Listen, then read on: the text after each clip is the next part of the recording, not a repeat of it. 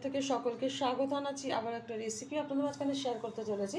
সেটা হচ্ছে কাতলা মাছের মাথা দিয়ে মুসুরির ডাল রান্না। তাহলে চলুন দেখে না যাক আজকের রেসিপি। ওভেনে একটা কড়াই বসিয়ে তাতে দিয়ে দিয়েছি কিছুটা সাদা তেল। তেলটা গরম হয়ে গেছে।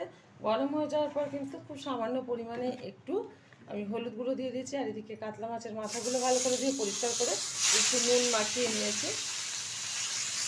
মাথাগুলো ভালো করে ভেজে তুলে নেবো। আর লাল লাল করে একটু ভাজবো, নাহলে কিন্তু আস্তে গন্ধ বেরিয়ে আসবে রান্না করার পর। তাই খুব সুন্দরভাবে মাথাগুলো উল্টে পাল্টে ভেজে নেব।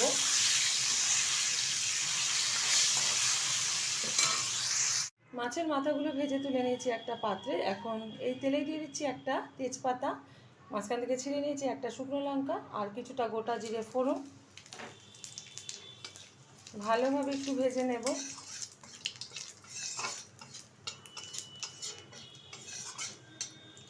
ভালোভাবে কিন্তু ভাজা হয়ে গেছে।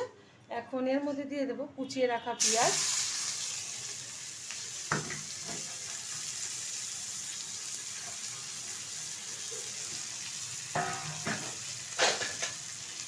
দিয়ে দিচ্ছি 1 চামচ হলুদ গুঁড়ো।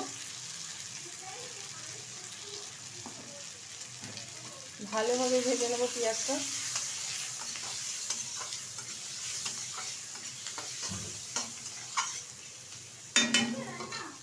পেঁয়াজটা কিন্তু ভালোভাবে ভাজা হয়ে গেছে। আর এদিকে কিন্তু আমি আগে থেকে একটা সিটি দিয়ে মুসুরির ডালটা সিদ্ধ করে নিয়েছি। আর সাথে দিয়ে দিচ্ছি একটা টমেটো,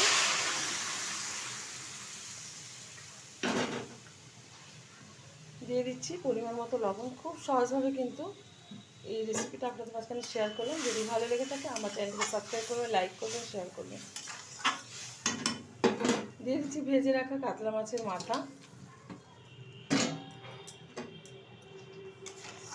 5 মিনিট মতো ফুটিয়ে নেব, তাহলেই কিন্তু ডালটা একদম রেডি হয়ে যাবে। ডালটা হয়ে গেছে, নামিয়ে নেব। ঢেলে দেবো একটা পাত্রে। দেখা হবে পরের ভিডিওতে নতুন কোনো রেসিপি নিয়ে। ধন্যবাদ।